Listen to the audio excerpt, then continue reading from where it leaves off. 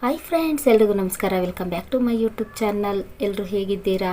ಎಲ್ಲರೂ ಚೆನ್ನಾಗಿದ್ದೀರಾ ಅಂತಲೇ ಅಂದ್ಕೊಳ್ತೀನಿ. ಇವತ್ತು ನಾನು ನಿಮ್ಮ ಜೊತೆ ಯಾವ ರೆಸಿಪಿನ ಶೇರ್ ಮಾಡ್ತಾ ಇದ್ದೀನಿ ಅಂದರೆ, ಸಿಂಪಲ್ಲಾಗಿ ರುಚಿಯಾಗಿರುವಂತಹ ತೊಂಡೆಕಾಯಿ ಪಲ್ಯ ಮಾಡಿದ್ದೀನಿ. ಈ ತೊಂಡೆಕಾಯಿ ಕೆಲವರಿಗೆ ಇಷ್ಟ ಆಗುತ್ತೆ, ಕೆಲವರಿಗೆ ಇಷ್ಟ ಆಗೋದಿಲ್ಲ.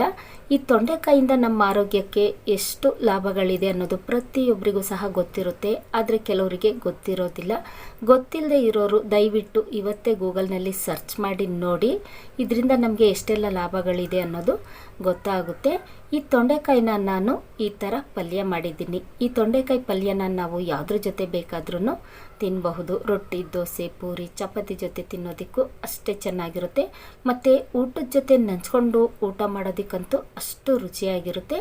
ಈ ತೊಂಡೆಕಾಯಿನ ಸಾಂಬಾರಲ್ಲಿ ತಿನ್ನೋದಕ್ಕೆ ಅಷ್ಟು ರುಚಿ ಇರೋದಿಲ್ಲ. ಈ ಥರ ಪಲ್ಯ ಅಥವಾ ಗೊಜ್ಜು ಮಾಡಿಕೊಂಡು ಇದರಲ್ಲಿ ಊಟ ತಿಂಡಿ ಮಾಡಿ ನೋಡಿ, ಇದ್ರ ರುಚಿ ಹೇಗಿರುತ್ತೆ ಅಂತ ಖಂಡಿತ ನಿಮಗೆ ಗೊತ್ತಾಗುತ್ತೆ. ಇವಾಗ ನಾನಿಲ್ಲಿ ಅರ್ಧ ಕೆಜಿ ತೊಂಡೆಕಾಯಿ ತಗೊಂಡಿದ್ದೀನಿ. ನಿಮಗೆ ಎಷ್ಟು ಬೇಕೋ ಅಷ್ಟು ತೊಂಡೆಕಾಯಿನ ನೀವು ತಗೊಳ್ಳಿ. ಈ ತೊಂಡೆಕಾಯಿನ ತಗೊಳ್ಳುವಾಗ ಗೊತ್ತಾಗೋದಿಲ್ಲ ಯಾವುದು ಹಣ್ಣಾಗಿದೆ ಯಾವುದು ಕಾಯಿ ಅಂತ. ಹಾಗಾಗಿ ಕಟ್ ಮಾಡಿದ ಮೇಲೆ ಗೊತ್ತಾಗೋದು. ತುಂಬ ಹಣ್ಣಾಗಿರುತ್ತಲ್ಲ ಆ ಥರ ತೊಂಡೆಕಾಯಿನ ನೀವು ಹಾಕ್ಕೋಬೇಡಿ, ಯಾಕೆಂದರೆ ಅದು ತುಂಬ ಹುಳಿ ಇರುತ್ತೆ. ಮತ್ತು ಟೊಮೊಟೊ ಹಾಕ್ತೀವಿ, ಆವಾಗ ಏನಾಗುತ್ತೆ ಅಂದರೆ ಪಲ್ಯ ತುಂಬ ಹುಳಿಯಾಗಿಬಿಡುತ್ತೆ, ತಿನ್ನೋದಕ್ಕೆ ಆಗೋದಿಲ್ಲ. ಹಾಗಾಗಿ ಗ್ರೀನ್ ಕಲರ್ ಇರುತ್ತಲ್ಲ ಆ ಥರ ತೊಂಡೆಕಾಯಿನ ಮಾತ್ರ ನೀವು ಕಟ್ ಮಾಡ್ಕೊಳ್ಳಿ. ಇವಾಗ ನಾನು ಉದ್ದುದ್ದವಾಗಿ ಕಟ್ ಮಾಡಿದ್ದೀನಿ. ನಿಮಗೆ ಯಾವ ಥರ ಬೇಕೋ ಆ ಥರ ನೀವು ಕಟ್ ಮಾಡ್ಕೊಳ್ಳಿ.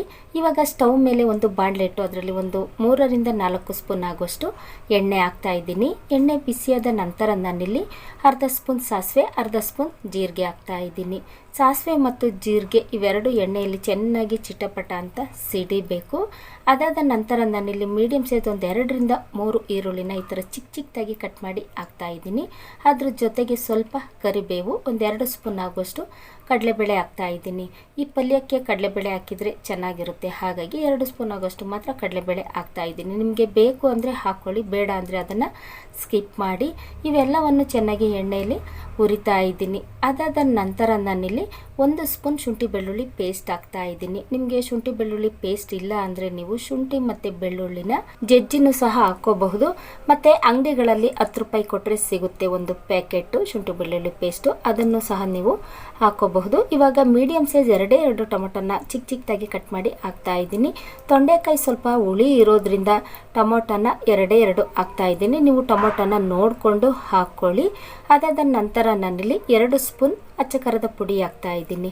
ನಿಮಗೆ ಖಾರ ಸ್ವಲ್ಪ ಜಾಸ್ತಿ ಬೇಕು ಅಂದರೆ ಇನ್ನೂ 1 ಸ್ಪೂನ್ ಎಕ್ಸ್ಟ್ರಾ ಅಚ್ಚ ಖಾರದ ಪುಡಿನ ಹಾಕ್ಕೊಳ್ಳಿ. ಅದಾದ ನಂತರ ನಾನಿಲ್ಲಿ ಅರ್ಧ ಸ್ಪೂನ್ ಅರಿಶಿಣದ ಪುಡಿ, ರುಚಿಗೆ ತಕ್ಕಷ್ಟು ಉಪ್ಪು, ಇವೆಲ್ಲವನ್ನು ಹಾಕಿ ಚೆನ್ನಾಗಿ ತಿರುಗಿಸ್ತಾ ಇದ್ದೀನಿ. ತಿರುಗಿಸ್ತಾ ಇದ್ದಾಗೇ ಸ್ವಲ್ಪ ತಳ ಹಿಡಿಯೋ ಹಾಗೆ ಆಗುತ್ತೆ. ಹಾಗಾಗಿ ಅದಕ್ಕೆ ಒಂದು ಅರ್ಧ ಗ್ಲಾಸ್ ಆಗೋಷ್ಟು ನೀರು ಹಾಕ್ಕೊಂಡು ಅದನ್ನು ಚೆನ್ನಾಗಿ ತಿರುಗಿಸ್ತಾ ಇದ್ದೀನಿ.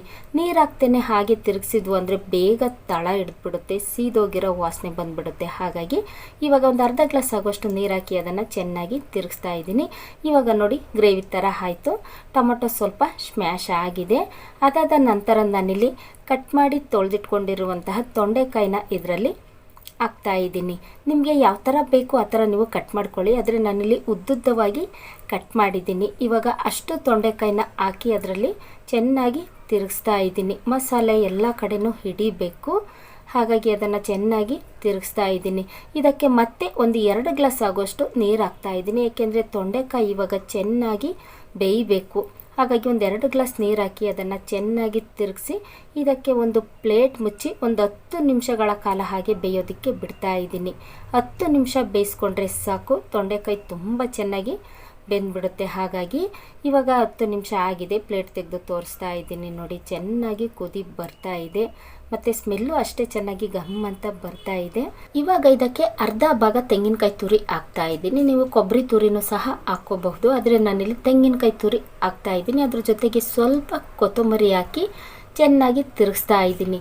ಪಲ್ಯಗಳಿಗೆ ತೆಂಗಿನಕಾಯಿ ತುರಿ ಹಾಕೋದ್ರಿಂದ ಪಲ್ಯದ ರುಚಿನೇ ಚೇಂಜ್ ಆಗಿಬಿಡುತ್ತೆ, ಅಷ್ಟು ರುಚಿಯಾಗಿರುತ್ತೆ. ಹಾಗಾಗಿ ಇವಾಗ ಅವೆರಡನ್ನು ಹಾಕಿ ಚೆನ್ನಾಗಿ ತಿರುಗಿಸಿ ಮತ್ತೆ ಪ್ಲೇಟ್ ಮುಚ್ಚಿ ಒಂದು 5 ನಿಮಿಷ ಹಾಗೆ ಚೆನ್ನಾಗಿ ಕುದಿಯೋದಕ್ಕೆ ಬಿಡ್ತಾ ಇದ್ದೀನಿ. ಯಾಕೆಂದರೆ ತೆಂಗಿನಕಾಯಿ ತುರಿಗೆ ಮಸಾಲ ಚೆನ್ನಾಗಿ ಹಿಡಿಬೇಕು. ಹಾಗಾಗಿ ಇವಾಗ ಒಂದು 5 ನಿಮಿಷ ಹಾಗೆ ಕುದಿಯೋದಕ್ಕೆ ಬಿಡ್ತಾ ಇದ್ದೀನಿ. ಇವಾಗ 5 ನಿಮಿಷ ಆಗಿದೆ. ಪ್ಲೇಟ್ ತೆಗೆದು ತೋರಿಸ್ತಾ ಇದ್ದೀನಿ ನೋಡಿ, ಸ್ಮೆಲ್ಲು ಇನ್ನೂ ಚೆನ್ನಾಗಿ ಗಮ್ ಅಂತ ಬರ್ತಾ ಇದೆ. ತೊಂಡೆಕಾಯಿನ ನಾವು ಸಾಂಬಾರಲ್ಲಿ ತಿನ್ನೋದಕ್ಕಿಂತ ರುಚಿಯಾಗಿ ಈ ಥರ ಪಲ್ಯದಲ್ಲಿ ತಿನ್ನಬಹುದು.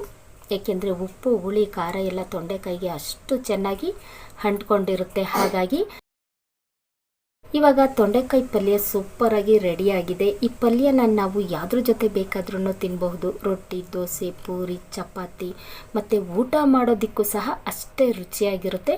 ನೋಡಿದ್ರಲ್ಲ ಫ್ರೆಂಡ್ಸ್, ನಾನು ತೊಂಡೆಕಾಯಿ ಪಲ್ಯನ ಹೇಗೆ ಮಾಡಿದ್ದೀನಿ ಅಂತ. ನೀವು ನಿಮ್ಮ ಮನೆಯಲ್ಲಿ ಈ ಥರ ಪಲ್ಯನ ಒಂದ್ಸರಿ ಟ್ರೈ ಮಾಡಿ ನೋಡಿ. ಸಾಂಬಾರ್ಗಿಂತ ಹೆಚ್ಚಾಗಿ ರುಚಿ ಇದರಲ್ಲಿ ನಿಮಗೆ ಸಿಗುತ್ತೆ. ಯಾರೆಲ್ಲ ಹೊಸದಾಗಿ ನನ್ನ ಚಾನಲ್ನ ನೋಡ್ತಾ ಇದ್ದೀರಾ, ದಯವಿಟ್ಟು ಸಬ್ಸ್ಕ್ರೈಬ್ ಮಾಡಿಕೊಂಡು ವಿಡಿಯೋ ನೋಡಿ. ಸಿಂಪಲ್ಲಾಗಿ ಮಾಡಿರುವಂಥ ಈ ರೆಸಿಪಿ ನಿಮಗೆ ಇಷ್ಟ ಆಗಿದ್ದರೆ ಒಂದೇ ಒಂದು ಲೈಕ್ ಮಾಡಿ, ಶೇರ್ ಮಾಡಿ, ಸಬ್ಸ್ಕ್ರೈಬ್ ಮಾಡ್ಕೊಂಡು ವಿಡಿಯೋ ನೋಡೋದನ್ನು ಮರಿಬೇಡಿ.